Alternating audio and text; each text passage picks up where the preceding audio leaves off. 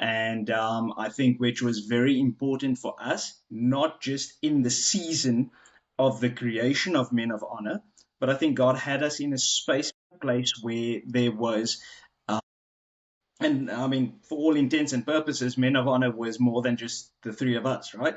And so there was a season.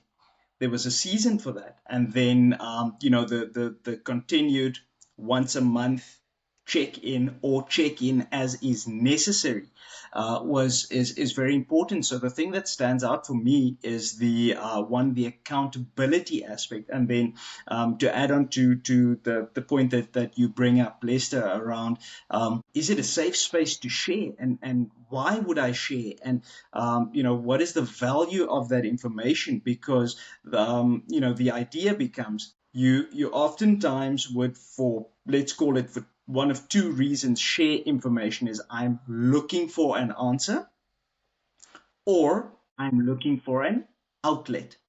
I don't need you to fix it. You can't fix it. Yeah. Yeah. You are not my savior in the time. However, as a brother, you are someone to whom I can um, securely or safely share information, Yeah. right, with you, not expecting an answer, but knowing that it rests. So it is not to burden you with the information, but it is for me to release that information, and hopefully we are then praying for each other and supporting each other in a way that is Yeah. conducive.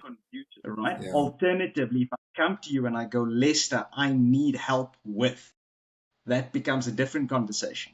And I Yeah. think for the creation of and for the existence of Men of Honor, it has really been a very necessary conduit and a very necessary outlet for us to be able to support each other when moving.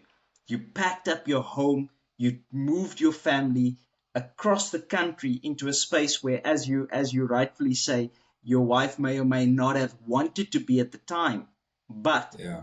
you know, to bring it back to your question around, do we stay silent too long? Do we stay silent for whatever reasons, right? So it could be reasons of confusion, hurt, shame, uncertainty. Why do we stay silent as men? And so you come to that realization that as Jonathan also touched on, we get taught as men, um, to think, but also, John, I want to add on to that. As men, you get taught to act.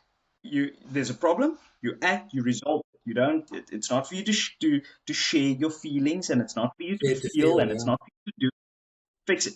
You're the man. You fix it, right? And so you move your family across town, or you move house, or you find yourself. And I mean, you guys, I am oftentimes reminded of, in my family, the Williams family's times of the most need.